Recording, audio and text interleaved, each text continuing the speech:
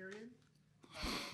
Damon's 122 receiving is the most by a running back in school history. That 84-yard catch was the second longest by a running back in school history. Keegan's 158 yards receiving is the first 150-yard game, I believe, since 2011. The good thing is, when that happened, the last time that happened, the coach got fired.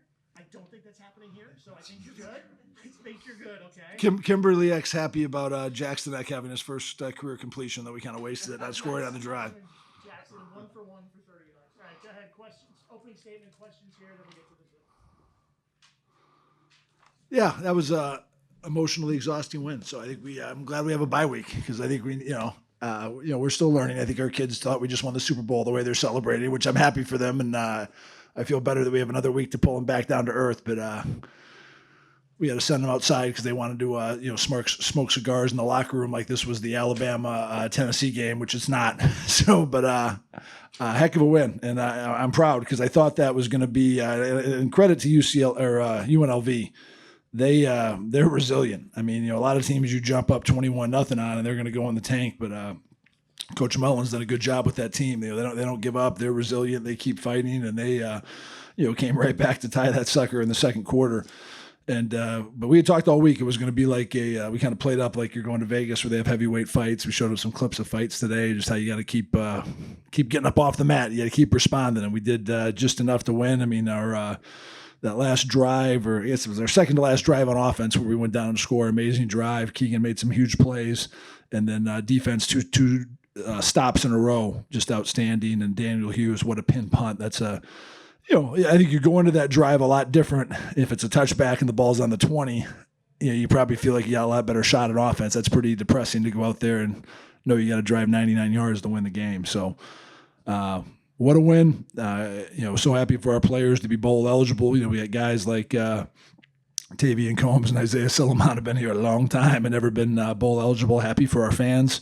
Make those plans, keep December free, and we'll get down to earth after this bye week, and then 3 more games, 2 at home. We got to go see what we can do. You said earlier this week that you thought the season would kind of be a failure if you didn't get that 6th win after the kind of start that you had. To get that 6th win in this fashion, has that kind of sunk in for you at all? Yeah, and I just like taking advantage of the first opportunity. I always think those teams in the NBA playoffs would get up 3-0 or 3-1 or something, and they let the other team hang around, and all of a sudden it goes to Game 7. You don't want to create that pressure of getting to 5 wins and then losing 3 straight. And now you got to win the last game to do it. So I think it's nice to kind of get that monkey off our back and know we're going bowling. And now let's see what we can do. Get ready for a Colorado State team that I know has had some ups and downs, and then take it one game at a time. But I think this definitely is what we wanted to do this year. We wanted to play in a bowl game, and I don't know if I envisioned us getting bowl eligible with 3 games left, but pretty awesome that we did. I believe that pick 6 was the one that tied it, 21-0 Mm-hmm. and all that as well. It's kind of tough that we're going up 21-0 and all that. Just respond and go. You have that big Keegan touchdown and then that field goal from Brisbane and all that to go. To have a 10-point lead at that. How important was that scheme? Well, I built some momentum and just showed that we responded, that we didn't hang our head. And, I was proud of Jack for coming right back, after throwing a pick 6. That can alter your confidence. But, our mental strength coach, Sindra, always talks about, things can change, things can change that fast as a snap of the fingers. And he reset and threw a beautiful pass. And it was a really good play call by Coach Slice, too. We had a alert on that if they went 2 safeties, we're going to double move the safety and get Keegan up on him. He ran a good route. The protection was just okay. Jack did a really good job kind of extending the play and scrambling and then hitting it deep. Coach, the UCLA win was nice for the fans. I think it was a surprise for them. And then, you come back and beat Utah State last week, which gets people's attention. But this is a statement victory for a program that has not had one in a really long time. No, it's a big time win. I mean, they were 6-1. They were second place in the conference. I think they played in the conference championship game 2 years in a row. I mean, this is a good program. You got a coach who's used to be the head coach of Florida. This is a big win for us. And like I said, I think kind of like UCLA, it's probably nice that we got a bye week here, because I'd be worried a little bit if we got to play somebody next Saturday, because like I said, I think we have not won the Super Bowl. We're bowl eligible, but we haven't qualified for the Super Bowl. But we got to reset that with our players and improve this week so that we can finish strong down the stretch here. Would you almost rather not have a bye week because now you have a pretty good sense of momentum? Momentum can change like that, so we'll get our momentum back. I really don't mind it because, like I said, I think you let these guys enjoy it. They earned it. They put in a lot of work to get into this point, so that it kind of lets them enjoy it. If we had a game next Saturday, I'd be telling them, hurry up, shower, let's get on the plane and get back. Where now I'm letting them, hang out a little bit. We're not in a huge hurry to get back, having the off week, so I don't mind. We'll be fine coming off the bye. Defensively, what kind of was the game plan? How do you feel they kind of executed? Well, we wanted to stop the run. I think that back is really a good player, and we, what do we hold him to? We held him to 34 yards rushing. I mean, I think that's a really excellent job. We didn't want Calandria to hurt us scrambling. We did an okay job against him. He had 41 yards. We got to keep working on our zone coverage. I think when we were playing zone coverage this year, we're probably giving up a few more completions that we'd like. We mixed in some man later, but they got good receivers now. I mean, we were worried about some of the matchups and stuff with the receivers, especially with, Abe was out. Caleb Coleman, our starting star, was out. Hopefully we'll get those guys back after the bye week. But we had to mix it up with that quarterback. He's a good player. I thought he competes and plays well and didn't get rattled, even though they got down early. Coach, your athletic director over here, his watch told him that he was working out, even though he's standing still in the end zone right at the end of the game. What do you have to say about an AD that you're driving crazy over there? Well, I love our AD. He's I'm probably biased because he hired me, but I love that guy, and he gives great support. He's all in. He's a football guy. I laughed last week. I didn't even tell him this, but like when we hit the fake punt last week, you see him like celebrating in his turquoise, pumping his fist. He's all in and loves it. And I think I respect him because I think for Fernando and my wife knows this too. I mean, this isn't like a job for us. I mean, this is our life, and we pour everything into it. And I like being around people like that. I really like to have everyone who's around our program be invested. Like, this is really, really important to them, what happens. And I think that's what gets you to win when you have people like that around your program.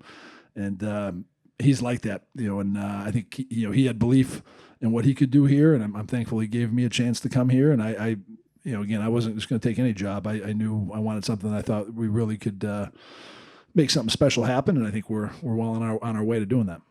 Coach, on one of the first possession, UNLV, they had a turnover on downs. Keyshawn James knew he applied some pressure, got the ball, that was incompletion. And towards the end of the game, Brett Targu got another pressure.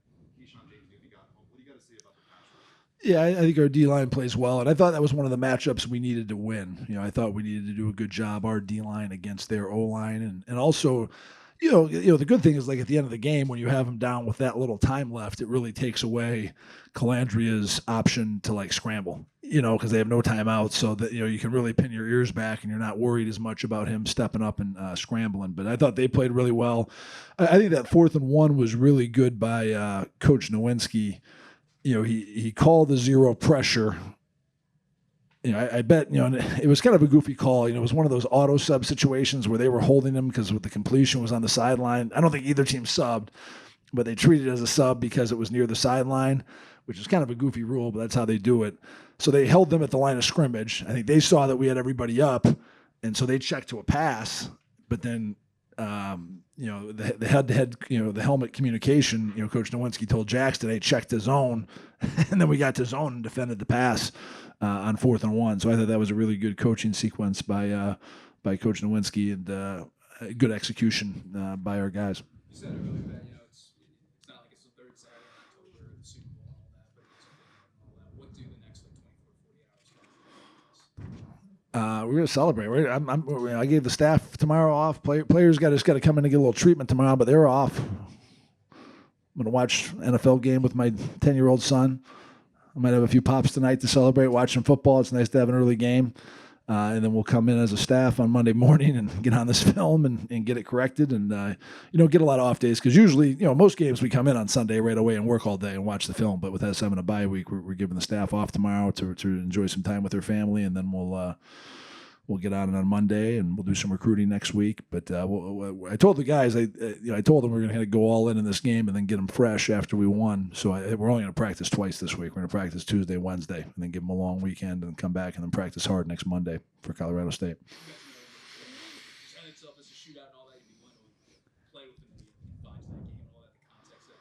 I mean, you did outrush UNLV, but the running backs weren't terribly kind of productive as usual and all that. How did this game come out fully offensively from your perspective in terms of what you guys did with UNLV? Yeah, it was an interesting game. I mean, James is our leading rusher. He had some big ones. That 58-yarder was huge.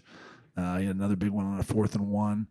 I'm sure they were keyed into trying to stop our rushing attack, and our backs were not tremendously effective. Again, we only had 12 tailback run carries, which I don't love. We were able to, take advantage of some mismatches. We thought our backs on their linebackers, because they play a lot of man, was a really good matchup for us, and that was like our, Damon's first touchdown was just like a route, out of empty, getting him out there and getting him man. The second one was a screen that was well executed, but we liked some of those matchups of those guys in the passing game, and then it was an interesting game how it unfolded. We ended up in kind of a 2-minute situation. I think. I told Slice in the headphones when there was about 4 minutes left, maybe 3.5. I was like, I didn't have a great feel of. I said we should either play really slow or really fast here, just because I was worried about. I'd love to just take it down and try to win in a field goal with no time, because you didn't want to give the team the ball back, and I think.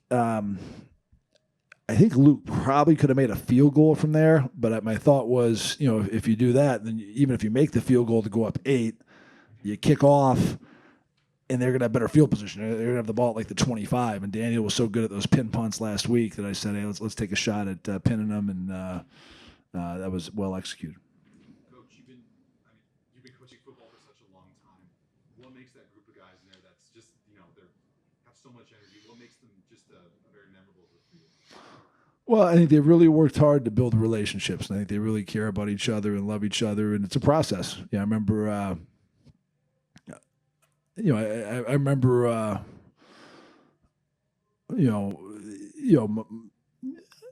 don't want to squeal on my wife here, but I think my wife told me once that Jackson said back in the spring, our team is not as close as it was at Idaho at the time, but that was just early in the process. That was early in the process, and I think now that team, and my wife's giving me a bad look, like I'm betraying confidence, but I think that we are a close team now. We've worked at it. We worked really hard, and we've gotten close, and they really care about each other, and they don't want to let each other down, and we still make mistakes and screw things up, but we battle. We had guys step up today off the bench. Frankie Edwards gets a start because Abe's out and, has 12 tackles. And Kaiwan McRae comes in because Caleb Coleman is out, and he forces the fumble before the half that leads to a field goal. So they care about each other. They love each other. They step up, and I think it's a close-knit team. And we're still growing. We still have our flaws like any family, but we got to keep learning and growing.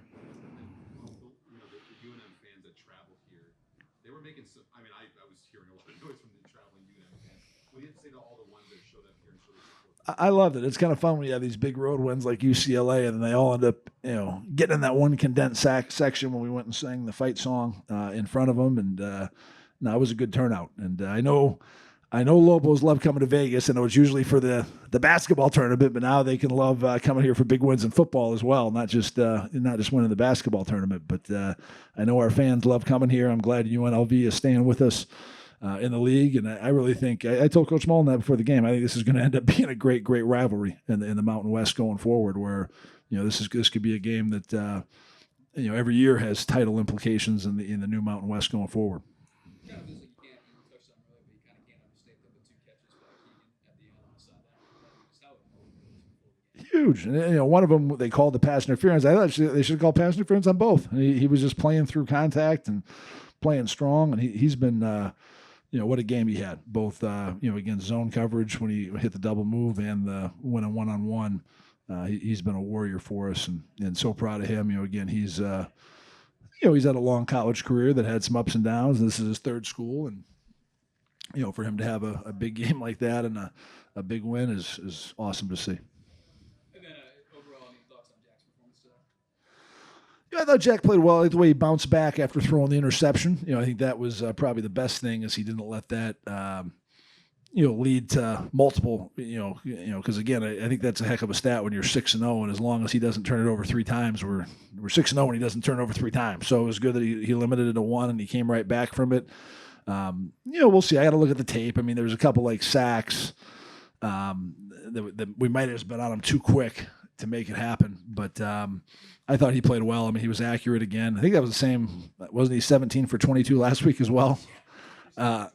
Yeah, he had a few more yards per attempt. He had a lot more big plays this year because Keegan and Damon having such big plays. But I thought he played well. You mentioned, I think earlier in the season that you guys kind of like shifted a little bit away from Cowan and all that backer. What is like the last couple of weeks in terms of him shifting over to that more nickel role? Yeah, we just moved him to the star role. I think some of the things that we were asking him to do, he had played, more linebacker last year for Jacksonville State, but it was a very different defense. It was more of a 3-3 stack kind of junk it up defense, and it was more like see ball, get ball, and we ask our linebackers to, fit runs and see pullers and things like that, and that was something he struggled with early in. I think the Idaho State game it really showed up, but now this. He's very athletic. He's got such long arms. He's rangy.